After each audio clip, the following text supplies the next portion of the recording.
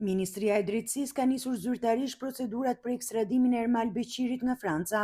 Kërkesa formale e shoqëruar me të gjithë dokumentacionin procedural i është përcjellë autoriteteve kompetente franceze në përputhje me legjislacionin shqiptar, marrëveshjet ndërkombëtare dhe procedurat e bashkëpunimit juridik mes dy vendeve. Sipas Ministrisë së Drejtësisë, dokumentacioni është hartuar mbi bazën e materialeve të paraqitura nga organi procedues dhe tashmë pritet shqyrtimi nga autoritetet franceze, të cilat do ta zhvillojnë procedurën sipas legjislacionit të tyre dhe instrumenteve ndërkombëtar në fuqi.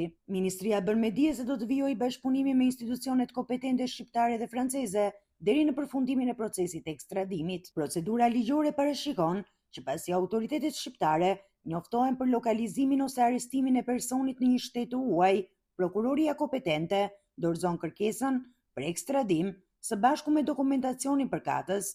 Ky dokumentacion verifikohet, përkthehet dhe përgatitet nga strukturat përgjegjëse të Ministrisë së Drejtësisë. Më pas, Ministri i Drejtësisë firmos kërkesën për ekstradim dhe kur është e nevojshme, edhe atë për arrestim provizor, dosja i dërgohet shtetit të kërkuar përmes kanaleve diplomatike, ndërsa për të përshpejtuar procedurat mund të transmetohet paralelisht edhe në rrugë elektronike. Sipas Ministrisë, kërkesa mbështetet në kodin e procedurës penale, ligjin për jurisdiksionin në marrëdhëniet me autoritetet e huaja, si dhe në Konventën Evropiane për ekstradimin.